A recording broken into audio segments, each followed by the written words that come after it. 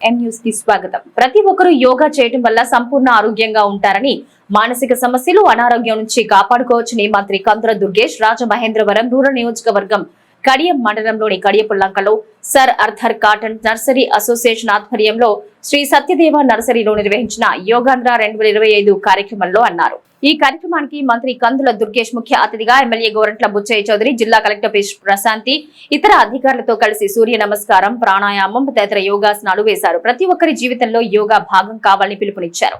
ఈ సందర్భంగా డ్రగ్స్ నివారణ సహాయం కొరకు రాష్ట్ర ప్రభుత్వం ఏర్పాటు చేసిన ప్రత్యేక వ్యవస్థ eagle elite anti narcotics group for law of women's కు సంబంధించి రూపొందించిన పోస్టర్ ను మంత్రి దుర్గేష్ కలెక్టర్ ప్రశాంతితో కలిసి విడుదల చేశారు. ఈ సందర్భంగా మంత్రి దుర్గేష్ మాట్లాడుతూ ప్రస్తుత కాలంలో మానసిక ఒత్తిడిని తట్టుకునేందుకు యోగాతో పాటు ధ్యానం, శారీరక వ్యాయామం కూడా చేయాలని, తద్వారా మంచి మార్గం వైపు పయనించొచ్చని సూచించారు.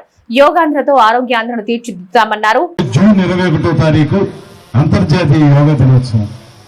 ఈ యోగా దినోత్సవానికి ఒక ఆర్జునిగా ప్రపంచ గురువుగా భాషలుతున్నటువంటి మన ప్రధానమంత్రి నరేంద్ర మోడీ గారు ఈసారి ఈ అంతర్జాతీయ యోగా దినోత్సవాన్ని జరుపుకోవడానికి మన ఆంధ్రప్రదేశ్ ని వేదికగా ఎంచుకోవటం, అందులోనూ విశాఖపట్నం లాంటి ఒక అద్భుతమైనటువంటి సముద్ర తీర ప్రాంతాన్ని ఆ కార్యక్రమానికి ప్రధాన వేదికగా ఎంచుకోవటం అనేది మనందరికీ లభించినటువంటి ప్రత్యేకమైన అదృష్టం అనేటువంటి మాటను కూడా తెలియజేస్తున్నాం.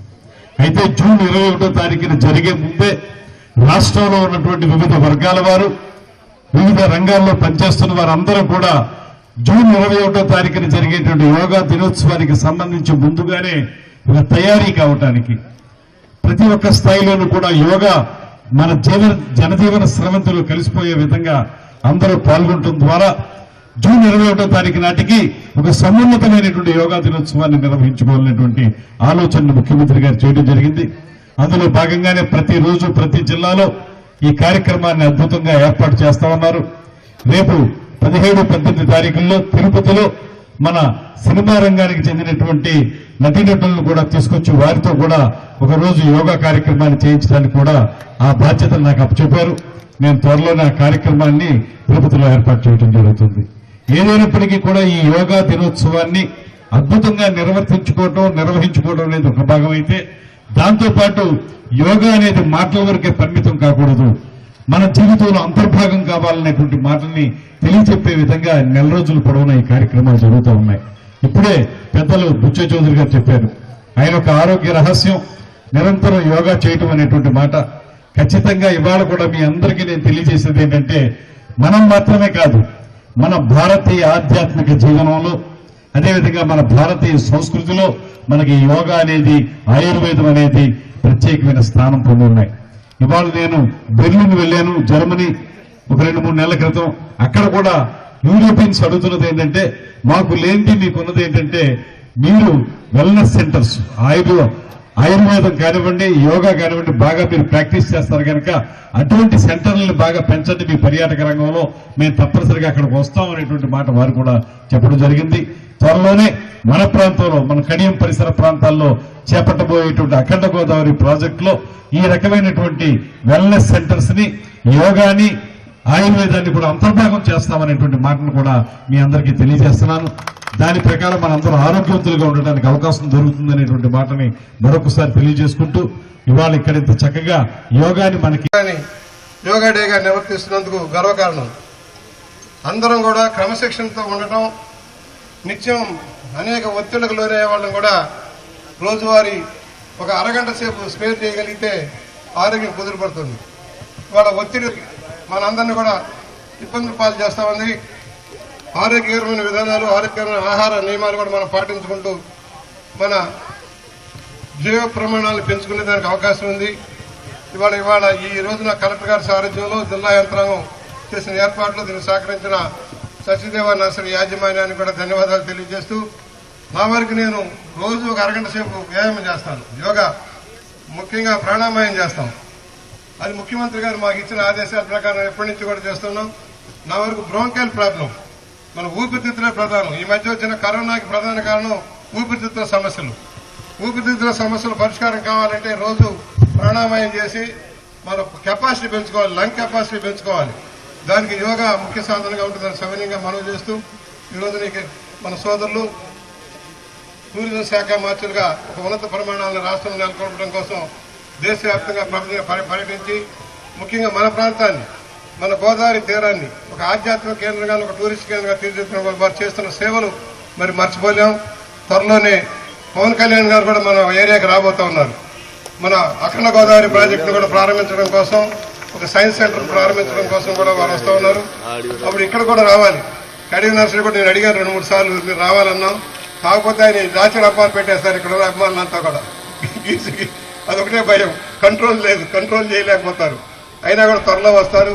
ఈ నెలలోనే వారు ఇక్కడికి వచ్చినప్పుడు ఘనంగా స్వాగతం తెలియజేస్తూ కలెక్టర్ గారికి, అధికారులకి, జేసీ గారికి, వివిధ శాఖల అధికారులకి ధన్యవాదాలు. సెలవు. మాట్లాడుతూ ఎమ్మెల్యే గారు చాలా చక్కగా వివరించారు. ఎప్పుడు ఆయన అందరూ అడుగుతూ ఉంటారు, మీరు 80 years అయినా కూడా మీ ఉత్సాహానికి, మీ ఆరోగ్యానికి కారణం ఏంటి అని. అది ఆయన ఈరోజు మనకి చెప్పారు, యోగా.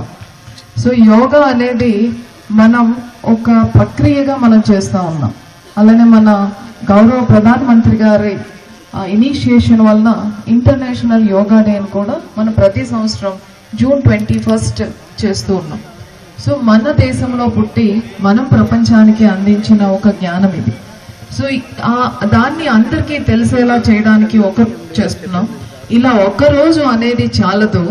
ఏ దేశంలో అయితే ఈ యోగా అనే ప్రక్రియ స్టార్ట్ అయిందో, ఇది యాక్చువల్గా మన పార్ట్ ఆఫ్ ఆయుర్వేద. అది మన దేశంలో ప్రజలందరూ కూడా ఆచరించేలా చేయాలి అని ఒక క్యాంపెయిన్ చేయడం జరిగింది మన గౌరవ ముఖ్యమంత్రి వర్యులు శ్రీ చంద్రబాబు నాయుడు గారు. ఆ క్యాంపెయిన్ లో భాగంగా ప్రతి ఒక్కరూ దీనికి అలవాటు చేసుకునేటట్టుగా అని ఇప్పటి వరకు ఎవరైతే ప్రాక్టీషనర్స్ గా ఉన్నారో, గురూస్ గాని, సీనియర్స్ గాని, అలానే యోగా ట్రైనర్స్ గాని, వాళ్ళందరి సహకారంతో అన్ని డిపార్ట్మెంట్స్ లో, విలేజ్ అండ్ మండల్ అండ్ జిల్లా స్థాయిలో, అలా అందులో భాగంగా మనం నర్సరీలో కూడా ఈ కార్యక్రమం చేయడం జరిగింది. దీని యొక్క ముఖ్య ఉద్దేశం ఒకటే, ఒక రోజు చేసేసి ఈ యోగాని ఒక ఈవెంట్ లా విడిచిపెట్టకూడదు. మనం రోజు మన కార్యక్రమాల్లో దీన్ని ఒక భాగంగా చేసుకోవాలి, మన లైఫ్ స్టైల్లో దీన్ని కొన్ని భాగంగా చేసుకోవాలి. ఇది మన గురించే, ఇది ఎవరి గురించో కాదు. సో మనం ఆరోగ్యంగా ఉండాలి అంటే మన శరీరంలో ప్రతి భాగం కూడా ఆరోగ్యంగా ఉండాలి.